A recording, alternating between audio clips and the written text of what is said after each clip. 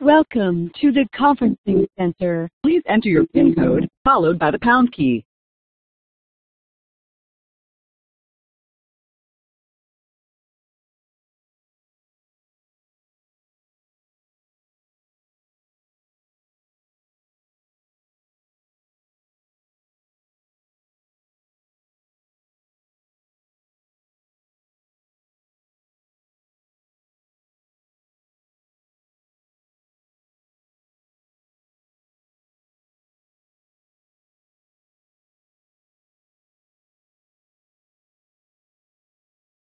Please wait for an available operator.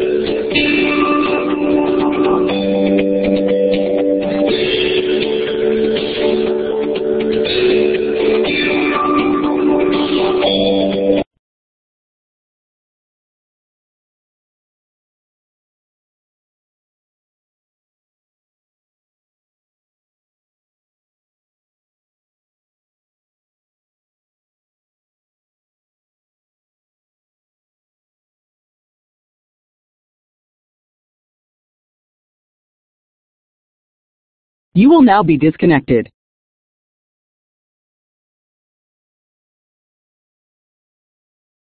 Welcome to the conferencing center. Please enter your PIN code, followed by the pound key.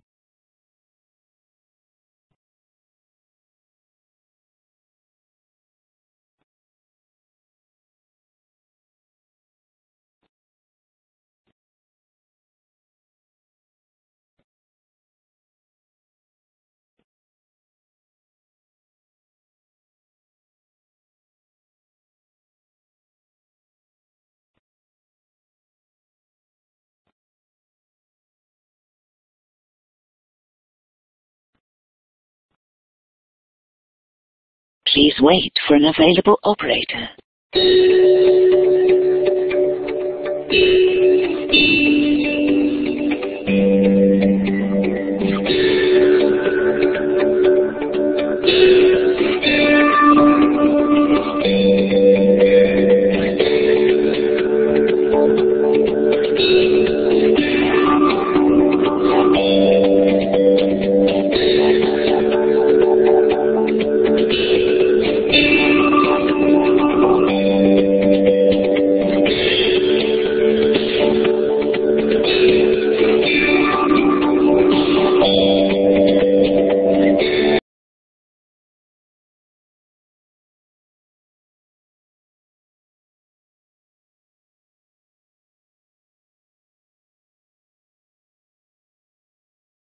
Customer service, can I have your input, please?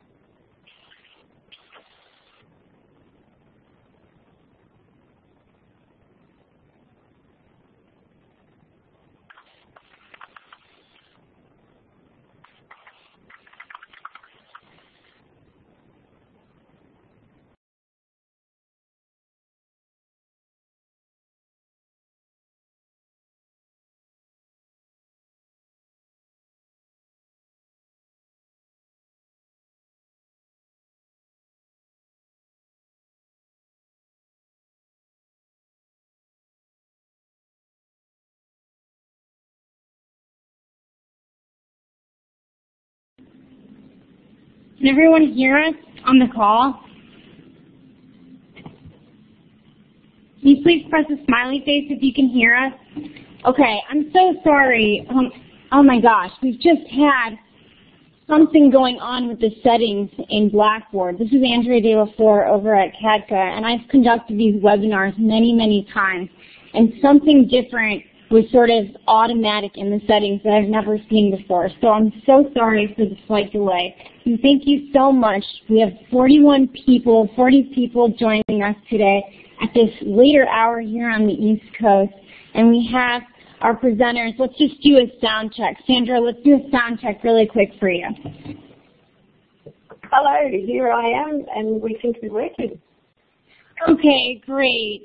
Thank you, everyone, for being so patient.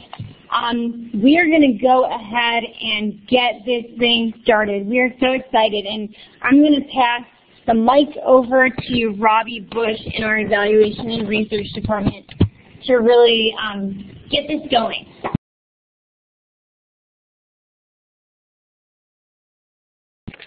Good evening, everyone. From Washington, D.C., we want to welcome you to the first of a series of webinar events entitled Conversations, Putting Research into Action. My name is Robbie Bush. I am the Evaluation and Research Associate here at CADCA, the Community Anti-Drug Coalitions of America. I am joined by my colleague, Andrea De La Flor, the Senior Manager of our Evaluation and Research team. We just heard her helping us with the technical difficulties. Before we begin, I want to briefly explain this new webinar series. For years, the Research and Evaluation team here at CADCA has produced bi-monthly publications, and our goal with them was to create a bridge between the plethora of quality scholarly research and the day-to-day practical application of the work that you as coalition leaders do every day. Topics have ranged from the latest information in medical studies all the way to organizational effectiveness. This new phase of research into action allows us to engage in a live conversation with the researchers themselves and coalition members simultaneously. Such an interactive approach allows for a more in-depth look into the research, as well as the opportunity to ask questions relevant to community anti-drug coalitions. We truly do have a global collaboration happening today, with participants coming from all over the United States and obviously our wonderful research partners in Australia. We definitely want you as coalitions to be involved in this. There will be time available for you to make comments and ask questions for the researcher, and all of this will be done in the chat box at the lower left corner of your screen, which we'll be able to monitor and help you out with. So moving on to the second slide. So again, my name is Robbie Bush, there on the right, and on the left is our guest. I'm pleased to introduce Dr. Sandra C. Jones. Dr. Jones has a distinguished career in the fields of health, business, evaluation, and research. She currently serves as the Director of the Center for Health and Social Research at Australian Catholic University in Melbourne, Australia. Dr. Jones, it's early there. What is it, about 9:30 a.m. for you? That's correct, 9:30 a.m. Well, thank you so much for taking the time to join us. We're so happy to have you here. Dr. Jones and her colleagues have written a poignant article that focuses on the parental supply of alcohol to children and adolescents. This is a topic that every parent worries about when their children grow up and start going to parties. And the article caught our attention here at CADCA because of its far-reaching effects. And the title of this article is, I think other parents might, using a projective technique to explore parental supply of alcohol. And this was published in a recent edition of the Drug and Alcohol Review. So with that introduction, I'm pleased to turn the time over to Dr. Jones to let her talk more about herself, her work, and her article. Dr. Jones, the time is yours. Thank you, Robert. And I'd really like to thank you for doing this. I think it's great. One of the things that's really frustrating as a researcher is that we do all this stuff and we publish it in journals, and the only people who read it are other academics who go and write another paper. And it's really frustrating to not actually be able to make real changes. So I'm really excited. I think this is a great way of disseminating research. So a little bit about me. I'm an Australian Research Council Future Fellow. The Australian Research Council is our major government funder in Australia, and they funded this project that I'm working on, which is a large 4-year project trying to actually change some of the social norms around underage drinking. So this study that I'm talking about today is a very small part of that, but we've actually been delivering a community-based intervention around attitudes towards underage drinking, which I'm happy to share with you later. We're about to evaluate that. I'm also the director of the Centre for Health and Social Research at the Australian Catholic University. I've been here about a year and a half. I was previously at the University of Wollongong, which is in New South Wales, a bit further up Australia's east coast. And I moved here because I was really excited about the idea of a university that was fully committed to doing research that actually had an impact and really working with communities, which is what I'm passionate about. Most of my research focuses on the relationship between media and health. So that includes both the negative effects of media and marketing, so particularly alcohol on young people, but also how we can use social marketing to improve population health. So how we can use some of those tips and strategies and techniques that marketers use to actually improve people's health rather than using it to harm them. I've been doing lots of research for a number of years, published lots of papers, as I said, which most of them get read by one other academic, if you're lucky. So to me, what's really, really important is the role that I play on policy and advocacy committees and being involved in trying to actually disseminate research into the community. So that's who I am. This is my team. We are a very dynamic, very engaged, enthusiastic group of people. And the mission of our centre is to work with communities to improve health and wellbeing by doing research that has a really direct and sustainable impact. So we don't do any research that's about sitting at a desk and, collecting bits of information that are not actually going to have an immediate impact. We do a lot of work in partnership with non-government organisations, community groups, local community collaborations, and we do quite a range of projects across a whole range of areas. Drinking, we've done work around blood donation, liver screening, quite a broad range of projects, really following the interest and the passion of the team. My personal primary interest, you've probably already worked out, is around alcohol. And particularly the impact of alcohol on young people. And the other thing that we do is developing educational interventions. So we've developed a number of curriculum programs for schools around both social norms and also around equipping young people to be better able to critically engage with alcohol marketing and not be sort of sucked into the messages that the marketers would like them to believe. As I said, this is my team. They're a great group of people. Most of those people work here with me in Melbourne, but 4 of them work in Wollongong, where I used to live, because we do community-based work. And when I moved to another state, I didn't want to stop doing what we were doing in the community because I think that would have been terrible. So we left a party behind, and they're continuing all the community-based work that we're doing in New South Wales, and now we're doing work here in Victoria as well. So that's us. So I'll go on now and talk about the paper that Robert asked me to tell you about. So we found out what we wanted to really understand was why do parents provide alcohol to their adolescent children, which is a big problem in Australia. We have much higher rates of drinking amongst younger teens than you do in the US. That's for a number of reasons. One of them obviously being that our drinking age is 18, whereas yours is 21. But the other thing that I don't know if people are aware of, in Australia we don't actually have an official legal drinking age. So it's not illegal to drink alcohol at any age. It's illegal to purchase alcohol if you're under the age of 18, but it's not illegal to drink it in private premises.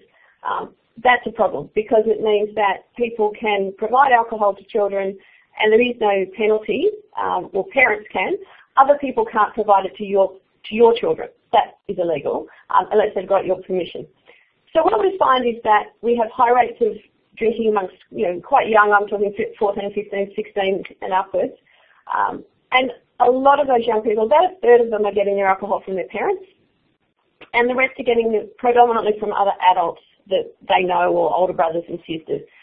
And what we find consistently in studies, not just in Australia but also in the US and Europe, is that when you ask young people where they get their alcohol from, they say they got it from their parents. And when you ask parents, they say, I would never give alcohol to my children, because there's a social norm that says we shouldn't provide our kids with alcohol. So what we were really interested in is, why do parents provide alcohol to their children? Given that they all know the health-related harms and the risks, why are parents still consistently providing young people with alcohol? And where we came from with this study was that we found it really hard to get parents to come and talk to us about their decisions to provide their kids with alcohol. When we actually tried advertising, we wanted to do interviews and focus groups with people who provided their children with alcohol. We got almost no response because nobody wanted to come along and say, all right, I'm a person who provides my children with alcohol. They all talked about, that's something I wouldn't do. So we wanted to find a way of finding out what people were thinking, why they were providing alcohol to their children, and why some parents weren't. So what are the underlying reasons and motivations for deciding to supply or not supply alcohol to children? We were particularly interested in whether mothers and fathers had different motivations, because I think that's really important in terms of understanding the dynamics of families. And we were really trying to work out, well, how can we explore reasons for a behaviour that people might not be willing to admit? They're not willing to admit the behaviour, and they're probably not willing to admit the reasons for that behaviour. And they may not even consciously be aware of that behaviour, or those motivations. So people will, when you ask people often why they do things, they give you very socially acceptable responses. And that's understandable when we're talking about something that is seen as being a problematic behaviour, a behaviour that we probably wouldn't want to admit to. So what we did was we started out with the idea of interviews and focus groups, and then we gave up because we realised that they weren't going to come and talk to us about it. So we used a thing called a projective methodology, which is where you ask people about someone else's reasons for doing something. And in a minute I'll actually show you specifically what it was that we asked the parents. So it was an online survey. It was anonymous, so people didn't have to provide their names and information that might identify them. And we surveyed 94 mothers and 83 fathers. And we specifically asked them about a child of the same gender. And this was just because the size of our sample, we didn't want to confuse it too much. So mothers were asked about behaviours in relation to daughters, and fathers were asked about behaviours in relation to sons.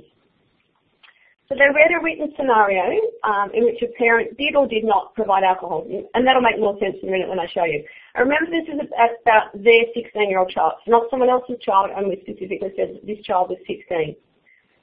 They then answered some open-ended questions. So we asked them, what do you think that the mother was thinking? What was she feeling? And why do you think she provided the alcohol? Or why do you think she didn't provide the alcohol? And then we also asked them a series of scaled questions about whether they thought the parent was being a good parent, teaching their children, and a range of other things. So I'll get to the results in a minute. But basically this was about how can we ask them without asking them, because they're not going to admit that they do it. But a projective methodology is based on the idea that when people describe the actions of someone else who's like them, they read into it their own motives. So if you give people a limited amount of information, they can often put their own ideas and their own concepts and think about what would I have done in that situation without actually having to say, this is what I would do. So this is the scenario that we gave the mothers, and it was very similar for the fathers. So all the mothers read that Jennifer's 43 years old, she has 2 children, Lucy's 16, Ben's 13, and on Friday afternoon when Jennifer got home from work, Lucy told her she'd been invited to a birthday party on Saturday night. Lucy was excited about the party as lots of the popular girls from her class were going, and Jennifer, the mum, agreed that Lucy could go and said she would pick her up from the party at 11 o'clock. On Saturday morning, Lucy asked Jennifer to take her to the shops to get a birthday present for her friend and some alcohol and snacks to take to the party. So all of the parents read that. Then half of them read they brought a makeup kit for the friend and a 4-pack of Bacardi Breezes.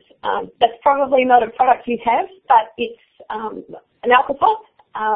So it's a Bacardi and fruit juice sort of flavoured drink, very popular with young people because it tastes like a soft drink. So they brought a 4-pack of Bacardi Breezes and a bag of chips. The other half of the mothers read that they bought the same makeup kit for the friend, but Jennifer said no to the alcohol and bought a bottle of Coke and a bag of chips. And then they all read that at 8 p.m. Jennifer dropped Lucy at the party and reminded her to call if there were problems or if she wanted to come home early. So that was all the information they were given. And the fathers got a very, very similar scenario. It was about a father whose son was invited to a party and the same question. So half of them saw that they bought a present and some alcohol, and half of them saw that they bought the present and no alcohol. And one of the things that's really interesting when you do this, you always worry that you're going to show this to people and they're all going to say, well, how could I possibly know what they were thinking? But actually, people really do respond to this quite well, and often they will provide really, really detailed responses that make it clear that they're actually talking about their own behaviour. So what we found with the mothers who read the scenario where mum was providing alcohol to her daughter, probably not surprisingly, they were less likely to agree, this is on the scale items, less likely to agree that mum was making sure her daughter was safe, that she was making sure her daughter was having fun, and obviously that she was educating her daughter about boundaries. However, they were much more likely to agree that she was making sure her daughter fits in with the other kids, and she was being her daughter's friend as well as her parent. And when we asked them about the reasons, and we have an absolute mountain of data here, and they gave lots of reasons and lots of really long, detailed, complex explanations. But the predominant motivation with the mother, or rationalisation, was about being popular, fitting in. So most of the mother's responses related to those sorts of concepts, that Jennifer wanted Lucy to fit in with the popular girls. She wants her to be accepted. She doesn't want her to be teased. She doesn't want her to be excluded. And it was interesting that they actually also expressed some really, really positive views about the party. So a lot of the mothers were talking about things like the mother was really excited that her daughter had been invited to go with the popular kids. The mother was really excited that her daughter had these friends and was going to this party. So there's a really strong perception amongst these mothers that to refuse the alcohol would have damaged the girl's social relationships, would have made her stand out from her friends. With the fathers, they were also less likely to agree that if Dad was providing alcohol, he was making sure his son is safe and educating his son about boundaries. But they were much more likely, even more so than the mums, to agree that he was being his son's friend as well as his parents. And the motivations in those open-ended responses actually differed a bit from the mums. So with the mums, it was about the daughter, wanting the daughter to be popular. But with the fathers, it was the popular thing was important too. He didn't want his son to stand out as being the only one who didn't have any alcohol. But they also talked a lot about wanting to be a cool dad, wanting their son to like them, wanting to be not seen as being uncool or stopping their son having fun. And there were a number of reasons given that were consistent across both groups that I think are also really important to know. Mums and dads both talked a lot about harm minimisation. That is a really complex issue in Australia. There's a very strong perception amongst lots of parents that if we provide children with a small amount of alcohol, then they will learn to drink safely and they will learn to drink responsibly. And the evidence suggests that's actually not the case, that if you give kids a little bit of alcohol, you're giving them a message that it's okay to drink.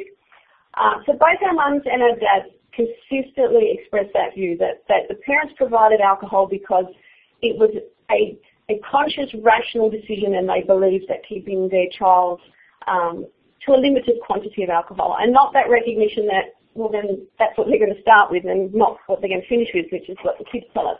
But as I said, the male and female parents really differed in those social motivations. So with the mums, it was very much about wanting my daughter to fit in. It was really important that she was popular and she had friends. With the dads, it was also really important to be his friend. I want my son to like me. I don't want conflict. I don't want to think I'm not cool. So some similar motivations and some different motivations. And I think I'm handing back to Bobby now. Excellent, thank you. We have a couple of questions that we wanted to ask you. I have a few. Andrea has one to start us out with, so. Yes. So, Sandra, our question is related to the idea that, we've got, I don't know, maybe 50 coalitions right on the line represented, and all of these coalitions many of them are going to be, they're addressing underage youth drinking in their community. And so what they often do is they have their student survey. So they all have data from youth that says, how easy is it to access alcohol? Where are you getting alcohol? And then they find out, for example, that maybe parents are the ones that are providing alcohol primarily, or many youth are saying that parents are providing alcohol. So then these coalitions are having to dig deeper. They're talking to youth. They're gathering parents together for focus groups and to get more information. So what we're kind of wondering is, you have these scenarios that are really interesting that you use, given the fact that that parents often are not willing to sort of admit oftentimes that they are actually providing alcohol. So we're wondering, with these scenarios, is there anything that coalitions can use, or some format of a scenario that you think could be applicable to coalitions when they have conversations with parents in their community about what's going on and what their perceptions might be? I actually think this sort of approach could be used really usefully in those types of community forums and events, because we did this as a research project, but what we found very clearly was by framing the questions that way, people gave us responses that they wouldn't have given us. So if we had said, why do you provide your child with alcohol? They would have said, oh, I don't. They certainly wouldn't have said, well, because I want my son to like me and I'm worried that he won't think I'm a cool dad. So I would imagine if I was running a parent workshop or a community workshop and I had a group of people, I would probably use a scenario like this, put it up on the board and ask people, why do they think it is that this dad provided the alcohol or this mum provided the alcohol? And then use their responses and actually address the myths that arise. So, if I was doing this with my study, if those group of parents were here in a room with me that provided those responses, I would have then gone back and said, okay, so you think that all these parents are providing alcohol because they think that it's a responsible and safe way to introduce their children and, make them drink smaller amounts. Well, actually the evidence says this. You think that a lot of parents are providing alcohol for their children because they think their children need to have the alcohol to fit in and have friends. Well, actually, the evidence is that the majority of our young people are not drinking, and we can support young people not to drink by making them more aware. So rather than saying, you're doing the wrong thing, which is always really confronting, I think this approach enables you to say, why do you think other people are doing these things? So I can step back and you're not talking about me. I can be much more honest. And then you can tell me why those people are wrong. But you're not telling me that I'm wrong. So you're not actually confronting me as a parent and saying, well, you're a bad parent, you've done the wrong thing. You're saying, well, if you're talking to those parents who believe that, you can tell them these things. This is actually the evidence. So I think it would actually be quite a useful strategy to use. That's interesting, and I really loved how you separated the two genders, mothers and daughters and fathers and sons, and the different motivations and maybe psychological reasons they might have for giving or not giving alcohol to their kids when they're younger. Thinking of how coalitions might apply these differences between the genders, what advice do you have as far as how coalitions could market these differences or tailor their messages to speak to a specific different audiences of fathers versus mothers? What are your thoughts on how to address publicly in advertising those gender differences? I think, obviously you may find completely different motivations in the US. I don't know. I imagine they're probably going to be very similar. What we would do, because we do a lot of community-based interventions, as I mentioned, and we would typically take that kind of information, and this is what we've been doing with the work that we've gone on with from them, is to develop very male and female targeted responses and put them in appropriate locations. So one of my favourite places to advertise, I don't know how much you do this, but we do this in all of our community interventions, is on the back of bathroom doors, in public bathrooms, shopping centres, community forums, community centres, all those sorts of places, because that way I can target a message to mums that I know is only going to be seen by women. And I can target a message to dads that is only going to be seen by men. Because if we're trying to confront a behaviour that people don't really want to admit to, presenting that information to them in a forum where they're not going to want to interact with it because they don't really want people to see them responding to those messages. So I would put on the back of a male bathroom doors messages about, you need to be your son's dad, not his friend. Your son's got lots of friends. What he really needs is a dad. I would really be focusing on that type of message. And with the mums, I would be really focusing on there's lots of ways for your daughter to be popular. Lots of girls don't drink. Don't believe the myth that most girls are drinking. So, I think you can do that. But I think you can also, in a more public space, encourage conversations between parents. Because one of the things that we do find is not only differences in the motivation, but also differences in the willingness to provide alcohol. And I think that's an important issue to tackle in terms of both the motivations of the parents, mothers versus fathers, but also people's perceptions of the risks that boys experience and the risks that girls experience. And there's a perception, particularly among men or fathers, that it's providing alcohol to my daughter is more of a problem than my son. And not really being aware of what all the actual risks are of alcohol consumption. So I think what I would be wary of as a coalition would be doing any sort of victim blaming. So what I wouldn't do is, put something up saying, in a very public space, men who provide alcohol to their sons are horrible fathers. I think, we have to work with where people are at. And bring them along with us by providing them with the information that counters the misperceptions that they have. That's wonderful. I think those are incredible suggestions. Before we turn it over to the coalitions for some of their comments and questions, are there any other things, if you had to pick a few key takeaways or action steps for coalitions in terms of how they can apply these findings to improve their effectiveness, in addition to the ones that you just mentioned, what would those be? I think one of the things that we found is really powerful is having that local information. And it was great that you said a lot of people are collecting that in their communities and doing those surveys. Because one of the things that we found, as I said, this was leading into a large-scale community intervention we've been running that's really driving at communicating to parents and communities that actually most teenagers don't drink. Drinking isn't a normative behaviour for young people, and providing alcohol to kids isn't a normative and socially acceptable behaviour.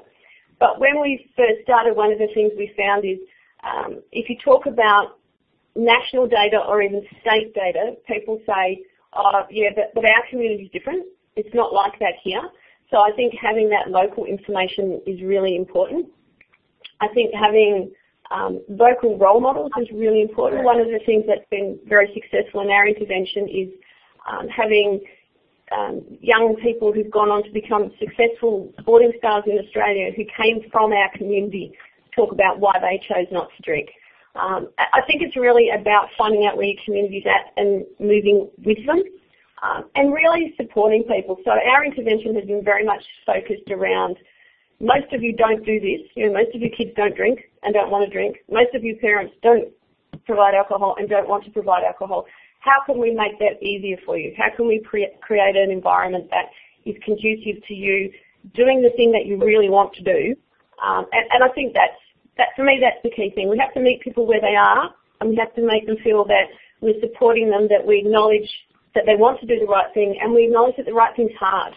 And if we address some of the things they think are barriers and some of the myths that they have, that I think we can move them along.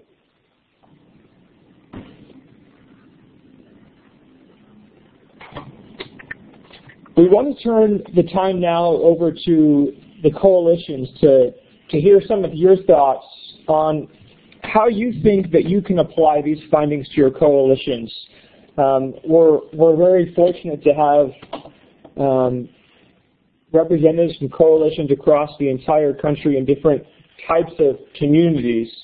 And so but we're going to open it up for some questions for you in just a minute, but we want to take a minute to hear what comments, what thoughts that you might have on the things that you've heard so far, things that have worked for you that you could share with other coalitions. And you can do that just there in the chat box there at the bottom left.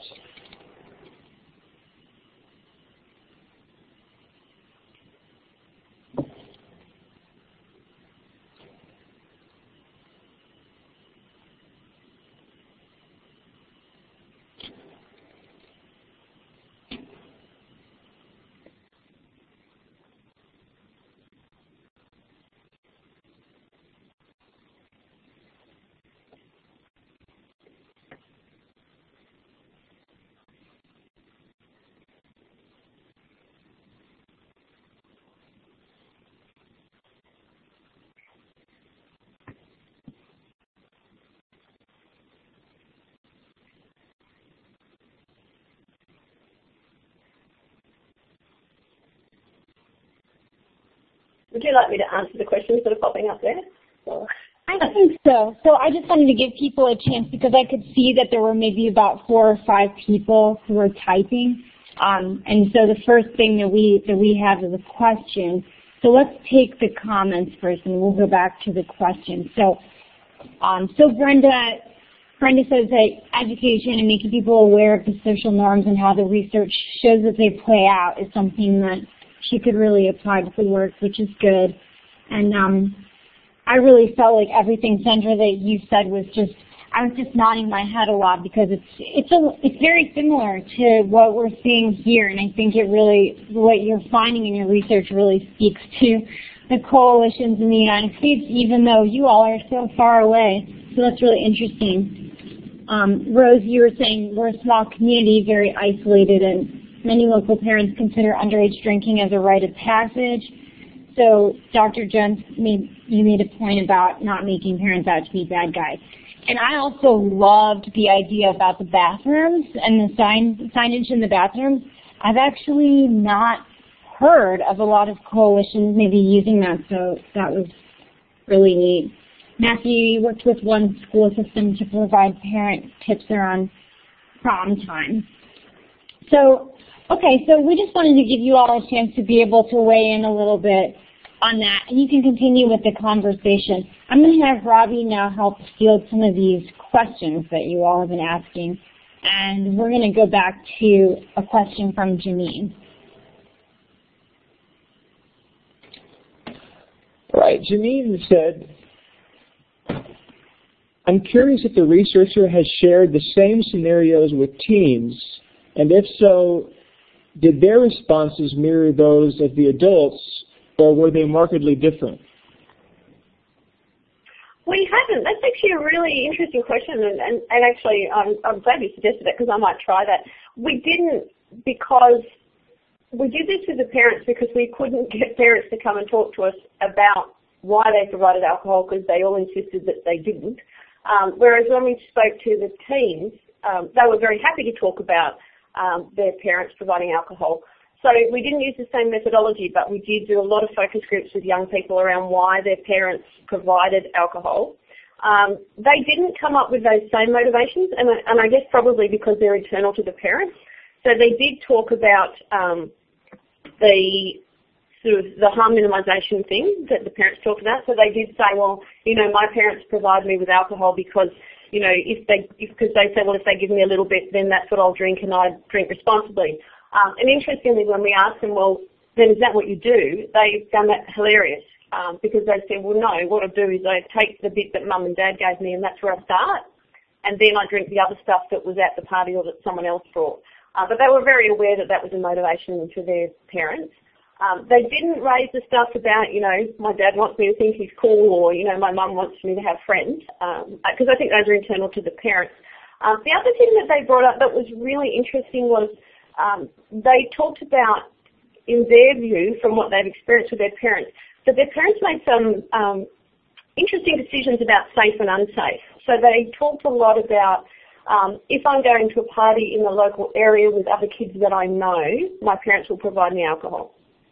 But if I'm going to a party in one of these other areas that's a bit more rough and they don't really know those people, then they won't give me alcohol. So there's a very strong sense among these kids that their parents were making decisions based on, you know, relative safety, which I actually found quite disturbing because it means that the parents are only seeing the risks of alcohol as being associated with violence and those types of harms, and they're not actually thinking, well, you know, if I give my 16-year-old alcohol, in any situation, there is harm to the developing brain, there's harm to their body, all those other things. So we haven't used this approach with kids because the kids were so happy to discuss it, but it would be interesting to try and see whether they give different responses in that situation. Absolutely. Thank you. Lisa has a couple of questions that we'll shoot at you now.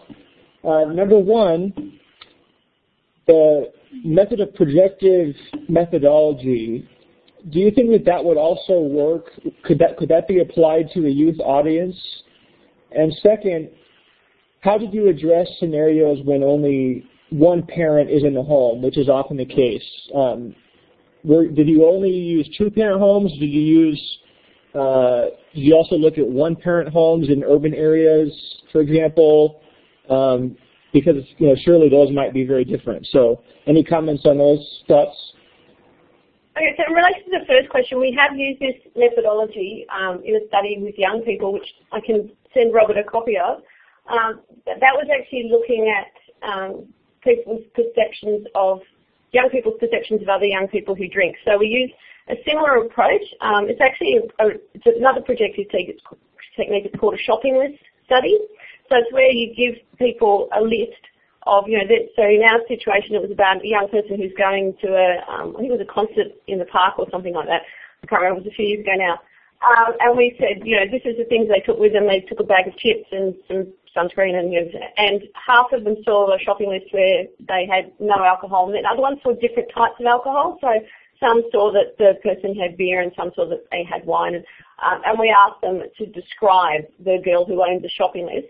And that actually found some interest. They made some distinctions between, let's say between the types of alcohol and more between the ones who did and didn't have alcohol on their shopping list. And the ones who didn't were sort of, you know, less fun and exciting, which is a bit sad. So the approach does work very well with young people as well as with adults.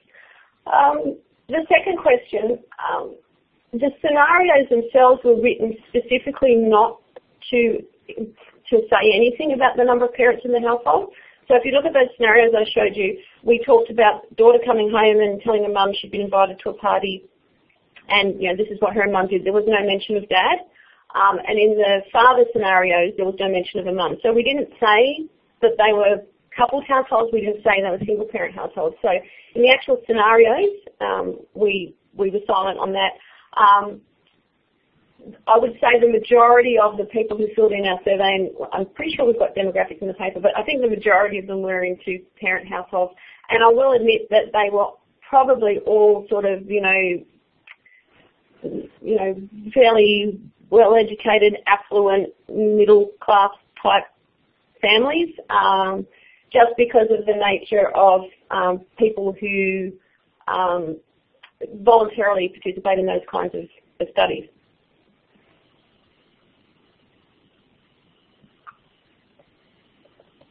Lindsay asked, what surprised you most about your findings, Dr. Jones?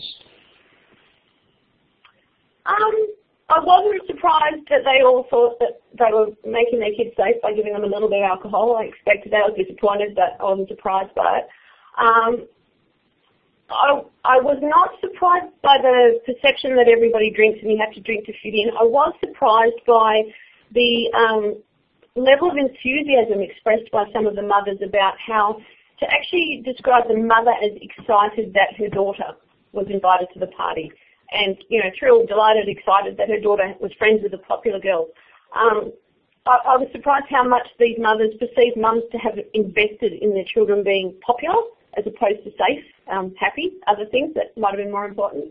And I was a bit surprised with the fathers about that thing about, needing to be cool and be their son's friend because, that wasn't something that I'd anticipated. I wasn't anticipating those gender differences.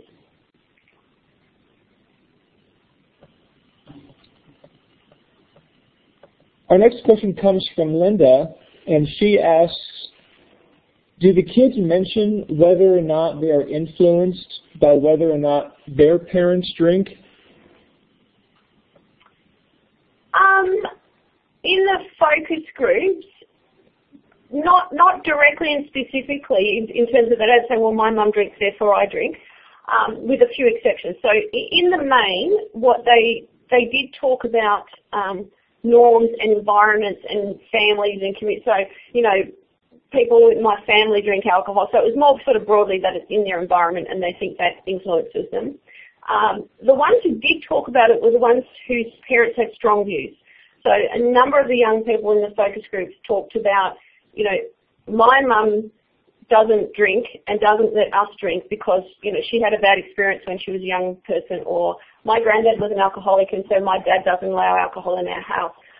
And what I think was probably interesting and maybe encouraging is a good word, was that those kids who perceived that their parents were completely opposed to alcohol but had a reason for being opposed to alcohol were actually quite accepting of their parents' decision not to allow them to drink. And those kids tended to be more anti-alcohol than the others. So it was important as an influence on not drinking, not just that mum and dad said no, which had a big impact, but also that mum and dad said no for a reason. So, my mum knows that it's bad for you because she's seen it in her job. Or my parents are opposed to it because they've explained to me the damage that it does to the brain. Or, they've seen the things that happen to people. So if the kids were told by their parents, don't do this and this is why, they seem to be far more willing to accept that and actually internalise that as a reason why they weren't drinking.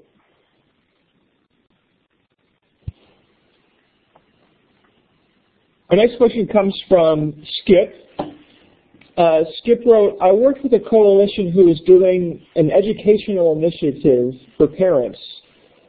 The message was that parents who lose the most, making parents who provide alcohol to their children aware of the dangers. Have you conducted any research on the success of programs like this? No, I haven't. The intervention that we're doing at the moment, which we are just collecting our last evaluation data, is more around addressing those norms, very much focused on most kids don't drink, most parents don't provide alcohol. The community supports you. As a community, we're opposed to this. So very much building this community sense of, as a community, we don't think this is an okay behaviour. But I haven't specifically done that. It would be harder to do in an Australian context because of the fact that if I provide alcohol to my children, even if I got my 5-year-old drunk, I'm not breaking the law. I'm not suggesting people do that, but that we don't have those same legal sanctions.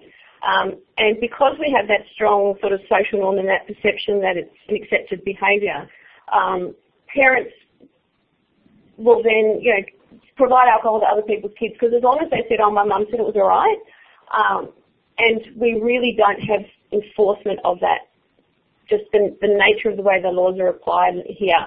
Because it's not illegal for me to have my children drinking in my home, and it's not illegal for their friends to be drinking in my home if their parents said it was all right.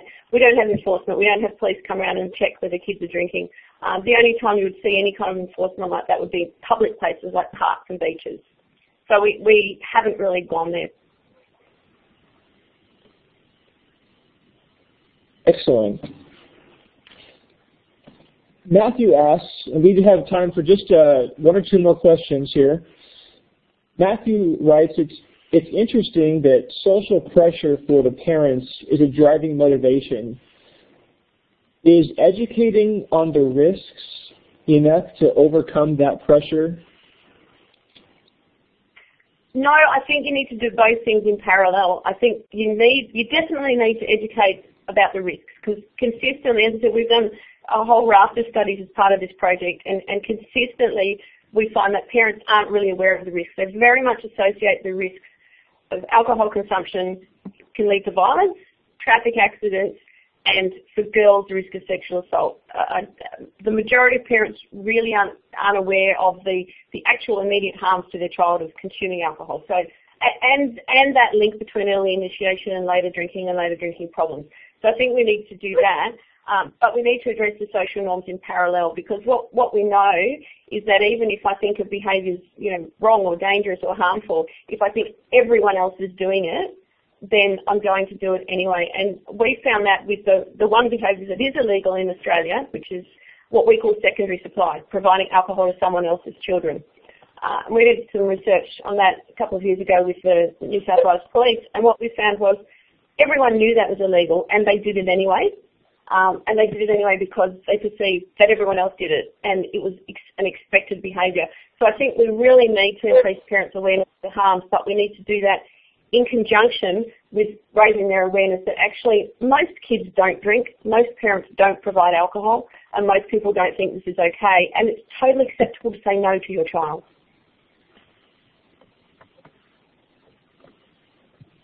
We have time for one more question.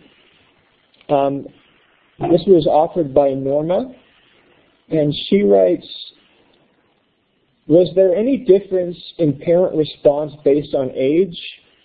For instance, were older parents less concerned about their child fitting in or viewing them as cool compared to younger parents who are more concerned about this?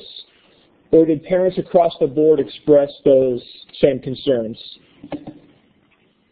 There wasn't a lot of variation in this study, but it was a relatively small sample size. So if we take those mums and dads and then we break them down by age groups, probably a better indicator is the larger scale studies we've been doing as part of this project, where we've been surveying large cohorts of parents around their perceptions that provision of alcohol is acceptable, and their perception that other people in the community think it's acceptable.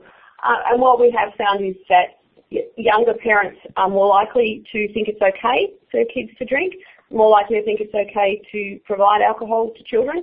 So there is definitely an age thing. Older parents are less likely to approve of youth drinking and, of parents providing. And also in terms of the community. So the younger members of the community are more supportive of young people drinking than older members of the community. So there are definitely some age nuances there. The other thing that I think is really interesting is we found that views change once your kids enter that teenage space. So, particularly in terms of perceptions that everybody else does it, people who have children under 12 or over 18 are less likely to think that everybody gives the kids alcohol than people who've got teenage kids. And I suspect a lot of that is coming from the kids coming home and saying, everyone else's parents let them. So, I think there's certainly a place there where it's good to be able to intervene at that point. As children enter that age where alcohol consumption becomes potentially possible, to reinforce the beliefs that people had before their kids got to that age. And we have one final question that just came in from Linda. And Linda asked if she wants to know, was income a factor in your study? We did collect income data. I can't tell you off the top of my head. I don't think we found any differences, but I'm not really sure. Again, because it's more top of mind because I'm analysing it at the moment. I can tell you that in our larger sample, the main factor of income, parental income doesn't seem to make a lot of difference. Parental education makes a difference, but unfortunately not in the way that we would expect. So more educated parents tend to be more likely to let their kids drink. I'm not sure why that is. But one thing of income that does make a big difference is children's disposable income. So what we do find consistently in our research with the younger people is that young people who report having a higher disposable income are more likely to report drinking. And whether that's a factor of them having more independence because they've got part-time jobs or whether it's a factor of their family dynamics, I don't know. But that's the main place where we've seen income-related differences.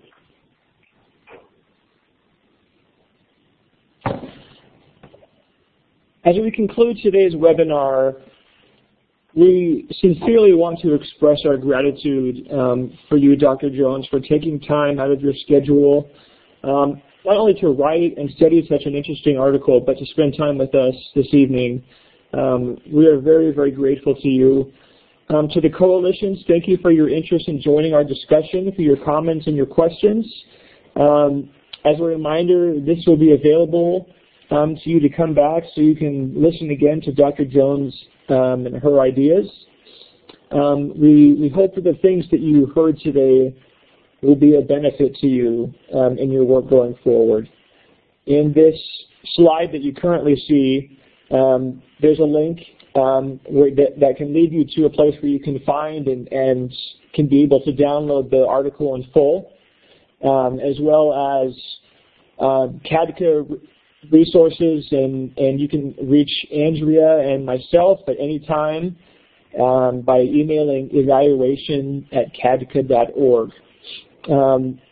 So in conclusion, thank you again. I hope you have a very, very, very happy holidays. Be safe, everyone, travel well, and we look forward to you joining us for our next webinar in a couple of months. So Dr. Jones, coalitions, thank you, and we'll talk to you later. Thank you, Robert.